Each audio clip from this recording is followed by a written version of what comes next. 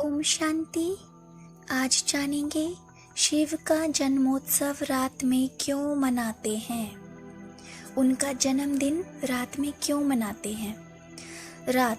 रात्रि यानी कि रियलिटी में, हकीकत में अज्ञानता, तमोगुण, तमस और पापाचार की निशानी है। इसलिए द्वापर युग और कलयुग के समय को रात्रि यानी कि रात, अंधकार की रात कहा जाता है।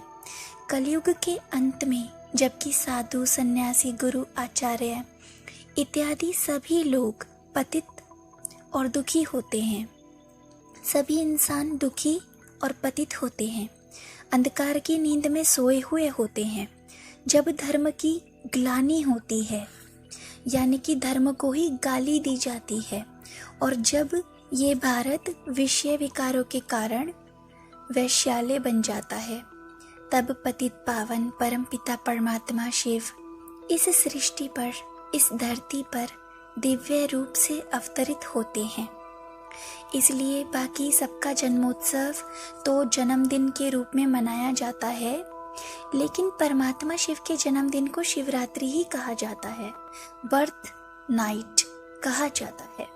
ज्ञान सूर्य शिव परमात्मा के प्रकट होने से सृष्टि से, दुनिया से अज्ञान, अंधकार और विकारों का नाश होता है। जब इस तरह से अवतरित होकर ज्ञान सूर्य परमपिता परमात्मा शिव ज्ञान प्रकाश देते हैं, तो कुछ ही समय में ज्ञान का असर, प्रभाव सारी दुनिया, सारे विश्व में फैल जाता है, और कलयुग और तमोगुण, तमो प्रधानता, तमस की जगह पर संसार में, दुनिया में सतयुग और सतोगुण की स्थापना होती है। अज्ञान, अंधकार और विकारों का नाश हो जाता है। सारे कल्प में परमपिता परमात्मा शिव के एक अलौकिक जन्म से थोड़े ही समय में यह दुनिया वैश्यालय से शिवालय बन जाती है, और नर को श्री नारायण पद और नारी को श्री लक्ष्मी पद की प्राप्ति हो जाती है।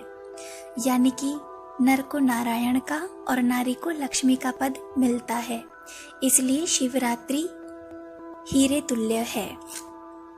परमात्मा ऊपर परमधाम से आते हैं। इसका यादगार भक्ति मार्ग में यह है कि जब शिव मंदिर में शिवलिंग की स्थापना होती है, तो शिव पिंडी को दरवाजे से प्रवेश एंटर नहीं कराते हैं, बल्कि ऊपर गुंबज से, जिसे हम छत भी कहते हैं, यानी कि छत की जगह से नीचे लाते हैं, डायरेक्ट आसमान की ओर से नीचे लाते हैं, छत की ओर से, और उस शिवलिंग की स्थापना करते हैं। बाद में गुंबज यानी कि छत का निर्माण किया जाता है, छत को बनाया जाता है। ओम शांति।